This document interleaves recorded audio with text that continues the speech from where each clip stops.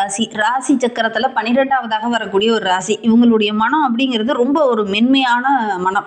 எதிரியை கூட மன்னிக்கக்கூடிய ஒரு மனோபக்குவம் உள்ளவங்க இந்த மீனராசி என்பர்கள் அப்படின்னு சொல்லலாம். ஆனா இவங்களுக்கு ஒரு கோபம் வந்துருச்சு அப்படின்னா இவங்களுக்கு உணர்ச்சிகள் அதிகம். அதே மாதிரி ரொம்ப ஆழமான உணர்ச்சி உள்ளவங்க அப்படின்னு இந்த மீனராசி என்பர்களை சொல்லலாம்.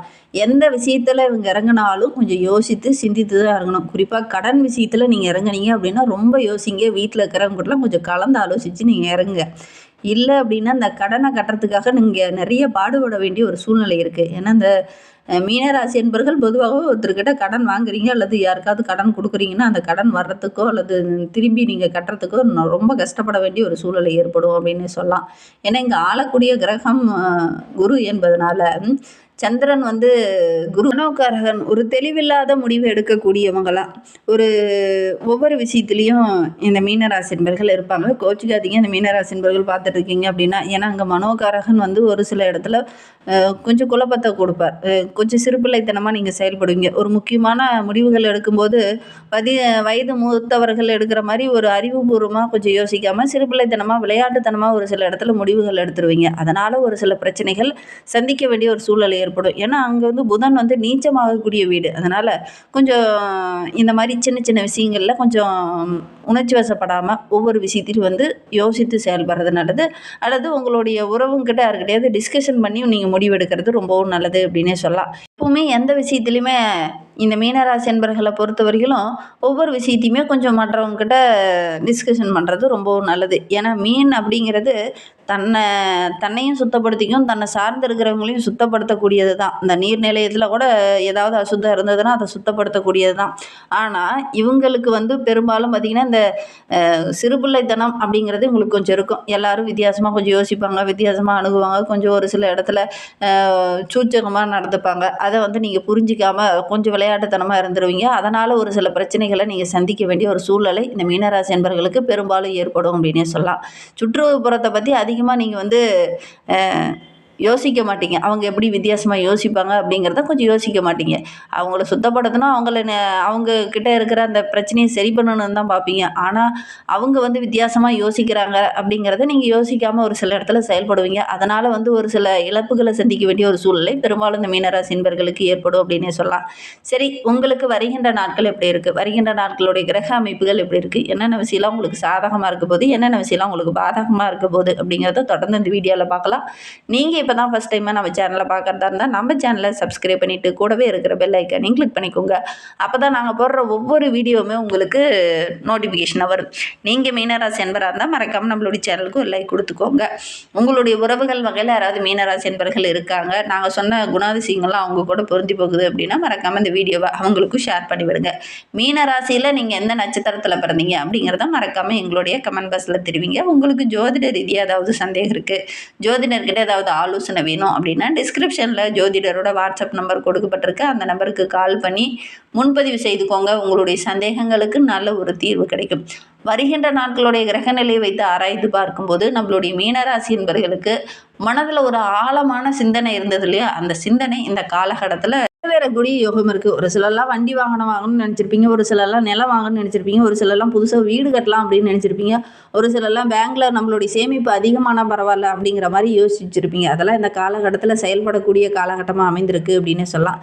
சிறிய விஷயத்தை கூட பெரிய அர்த்தம் கொண்டு அதற்கு மன ரீதியாக கொஞ்சம் குழப்பமடையக்கூடிய ஒரு சூழ்நிலை இந்த காலகட்டத்தில் இந்த மீனராசி என்பவர்களுக்கு ஏற்படும் அப்படின்னே சொல்லலாம். எதை முன்னாடி செய்யணும், எதை பின்னாடி செய்யணும், எதை விட்டுறணும் அப்படிங்கிறதே ஒரு தெளிவில்லாத மனநிலை ஒரு சிலருக்கு இந்த மீனராசி என்பவர்களுக்கு ஏற்படும் அப்படின்னு சொல்லலாம். ஒவ்வொரு விஷயத்தையுமே கொஞ்சம் மெதுவாக அணுகிறது நல்லது. டக்குன்னு உணர்ச்சி வசப்பட்டு டக்குன்னு அந்த முடிவு எடுப்பீங்க. அது ஒரு சில இடத்துல அவசர முடிவாக அமைந்துடும். அதனால் முடிந்த அளவுக்கு மற்றவங்ககிட்ட கொஞ்சம் கலந்து ஆலோசித்து நீங்கள் ஒரு முக்கியமான முடிவு எடுத்தீங்க அப்படின்னா தவறுகள் அதிகம் ஏற்படாமல் கொஞ்சம் திருத்தி கொள்ள முடியும்.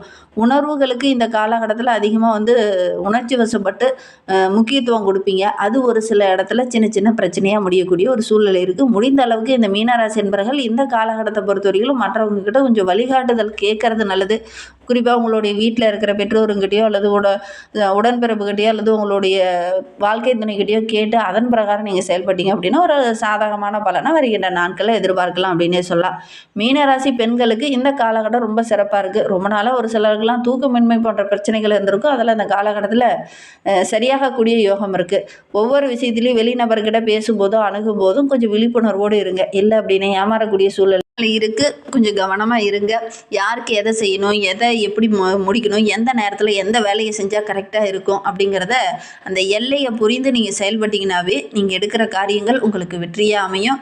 ஓரளவுக்கு சக்ஸஸான நாட்களாக தான் வருகின்ற நாட்கள் அமைந்திருக்கு. என்ன ஒன்று ஒரு தெளிவில்லாத சூழ்நிலையில் இருப்பீங்க. எதை எந்த நேரத்தில் எப்படி செய்யணும், இந்த 3 கேள்விக்கு நீங்கள் கரெக்டாக ஒரு தெளிவான முடிவு எடுத்துட்டீங்க அப்படின்னா கண்டிப்பாக நல்ல ஒரு யோகமுள்ள நாட்கள் அந்த மீனராசி என்பர்களுக்கு வருகின்ற நாட்கள் அமைந்திருக்கு அப்படின்னே சொல்லலாம். நல்ல ஒரு மதிப்பு கிடைக்கணும்னா நம்ம என்ன செய்யணும், என்ன செஞ்சால் அந்த நல்ல ஒரு மதிப்பு மரியாதை குடும்ப உறவுகிட்டையும் சரி வெளிநபர்கிட்டையும் சரி அந்த நல்ல மதிப்பு மரியாதை எங்கே கிடைக்கும் அப்படிங்கிறத அறிந்து இந்த காலகட்டத்தில் செயல்படுங்க. எந்த வேலையை எந்த நேரத்தில் செய்யணும் அப்படிங்கிறதையும் கொஞ்சம் அறிந்து செயல்படுங்க. எல்லா விஷயத்துலையும் ஒரு சமநோக்கோடு பார்க்குறீங்க இல்லையா, அதை மட்டும் கொஞ்சம் மாற்றிக்கோங்க. ஏன்னா இந்த காலகட்டத்தை பொறுத்த வரைக்கும் கொஞ்சம் மனம் தேடணும். அடுத்து என்ன நம்ம செஞ்சால் என்ன பண்ணலாம் அப்படிங்கிறத மாதிரி தேடணும். மனம் தேடாமல் சரி இன்பம் வந்தாலும் சரி துன்பம் வந்தாலும் சரி ஒரே நோக்கோடு பார்த்தீங்க அப்படின்னா அது கொஞ்சம் மந்த நிலையாக உங்களுக்கு மாறும் அப்படின்னே சொல்லலாம். ஒரு தேடல் இருந்தது அப்படின்னா தான் கொஞ்சம் அடுத்த லெவலுக்கு போக முடியும். தேடல் இல்லை அப்படின்னா அடுத்த லெவலுக்கு போகிறதுக்காக நம்ம முயற்சியை போட மாட்டோம். அதனால் முடிந்த அளவுக்கு இந்த காலகட்டத்தில் கொஞ்சம் தேடலை அதிகப்படுத்திக்கோங்க.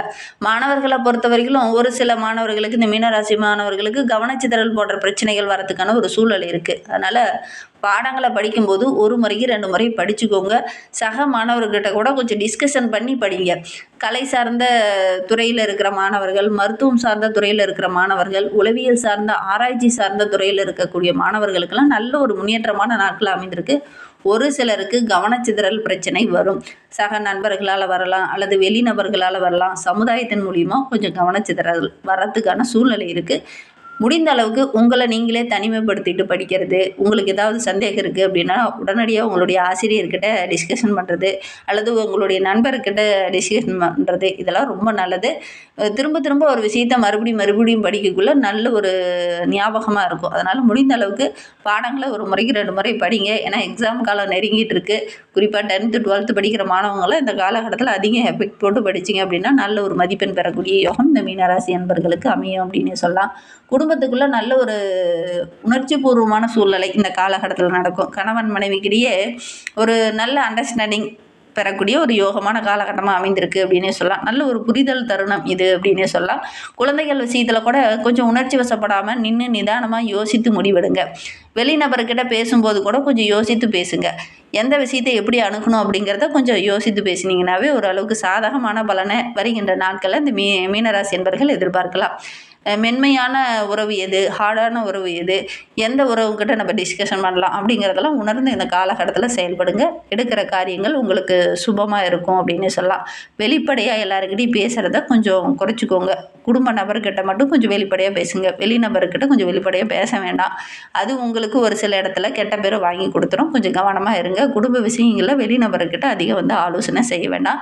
ஒரு சிலர் ரொம்ப நாளாக போகணும்னு நினச்ச அந்த ஆன்மீக தலங்களுக்கெல்லாம் இந்த காலகட்டத்தில் சென்று வர்றதுக்கான வாய்ப்புகளும் சந்தர்ப்பங்களும் இந்த மீனராசி என்பர்களுக்கு அமையும்.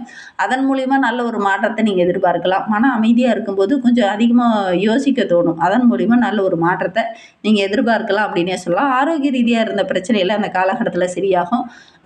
ஒவ்வொரு விஷயத்துலையுமே கவலை கருணை இந்த நிலையிலே இருந்த நம்மளுடைய மீனராசி என்பர்களுக்கு அந்த நிலை கொஞ்சம் மாறும் அப்படின்னே சொல்லலாம். நீர் அதிகம் குடிங்க. ஒரு சிலருக்கெல்லாம் கொஞ்சம் குழப்பமான மனநிலையில் இருக்கிறவங்களாம் தியான பயிற்சி செய்யுங்க. நல்ல ஆரோக்கியமான உணவுகளை எடுத்துக்கோங்க. தூக்கத்திற்காக ஒரு சிலர்லாம் தியான பயிற்சி செஞ்சீங்க அப்படின்னா நல்ல தூக்கம் வரும். கை கால் சம்மந்தமான ஒரு சின்ன சின்ன பிரச்சனைகள் வரத்துக்கான ஒரு சூழ்நிலை இருக்குது. ஆரோக்கிய ரீதியாக ஏதாவது பிரச்சனை வந்தது அப்படின்னா உடனடியாக மருத்துவர் அணுகி அதற்கான உரிய ட்ரீட்மெண்ட் எடுத்துக்கோங்க. இல்லை அப்படின்னா சின்ன பிரச்சனைகள் வரும். ஏன்னா விரையச்சனி காலம் என்பதனால கொஞ்சம் சின்ன பிரச்சனைகள் வரத்துக்கான ஒரு சூழ்நிலை அமைந்துடும்.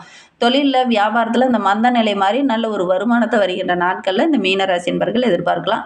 முன்னை வரை இந்த காலகட்டத்தில் நல்ல ஒரு மாற்றம், நல்ல ஒரு முன்னேற்றத்தை எதிர்பார்க்கலாம். நல்ல விஷயங்கள்லாம் நல்லதாக அடுத்தடுத்து நடக்கும். நல்ல ஒரு புரிதல் உணர்வோடு வருகின்ற நாட்களில் நீங்கள் பயணம் பண்ண போகிறீங்க. பயணம் போகும்போது மனதில் ஒரு உற்சாகம் இருக்கும். இந்த சோர்வு நிலை மாதிரி ஒரு தெம்போடு ஒரு தைரியத்தோடு ஒவ்வொரு விஷயத்திலையும் இறங்குவீங்க. அது ஓரளவுக்கு சாதகமான பலனாக வருகின்ற நாட்களில் இந்த மீனராசி என்பர்கள் எதிர்பார்க்கலாம் அப்படின்னு சொல்லலாம். இன்னுமே வாழ்க்கை ரொம்ப சிறப்பாக இருக்க, ராசியில் சனி பகவான் இருக்கிறதுனால குலதெய்வ வழிபாடு செய்கிறது மிகச்சிறந்த பலனை பெற்றுத்தரும். குறிப்பாக ஏதாவது ஒரு படையலிட்டு வழிபாடு செய்கிறது ரொம்ப நல்லது. சக்கரை பொங்கலோ அல்லது வெண்பொங்கலோ செஞ்சு படையலிட்டு வழிபாடு செய்கிறது ரொம்ப நல்ல பலனை பெற்றுத்தரும். நம்பிக்கையோட இதை ஒன்று மட்டும் செஞ்சு பாருங்கள்.